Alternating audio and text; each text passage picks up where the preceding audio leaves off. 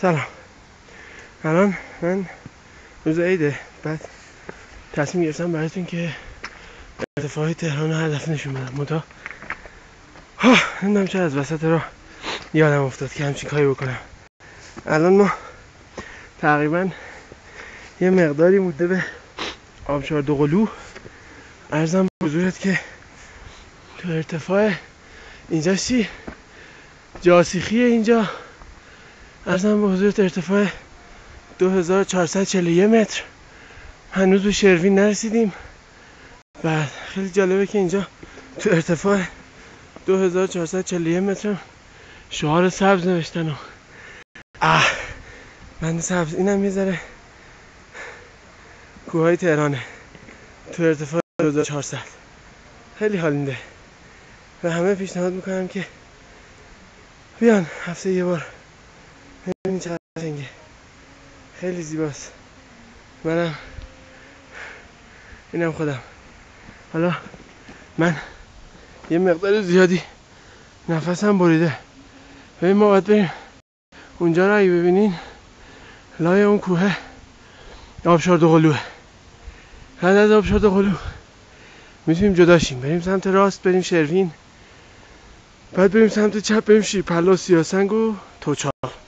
حالا اینجا رو باید بریم بالا. اگر ببینین اینجا یه نردبونی هست خیلی خیلی ارتفاعش زیاده، بعد سختم میشه. منتها از اونجا بعد یه زحمت میشه. 1.5 ساعت تقریبا 1 ساعت تا شروین و نه آره 1.5 ساعت تا شروین فاصله داریم. تقریبا 40 دقیقه.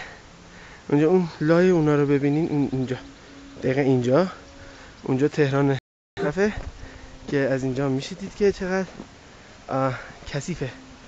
خیلی مسخره است. بعد خیلی ما خسته شدیم. جای همه تو واقعا خالیه. به آره همین دیگه. بیاین ولی میگم جای همه خالیه، جای یک نفر علل خصوص خیلی خالیه. فکر کنم الان اسکیه. خوش بگذره بهش اگر این فیلمو میبینه. اونو اونجا میبینین. ببین اونجا دست من ببین قشنگ اینجا. این اگر ببینین و من بتونم که زوم بکنم کجاست دقیقا بذارین بهتون نشون بدم. این ببین الان این انگشت من روی برج میلاده تقریبا.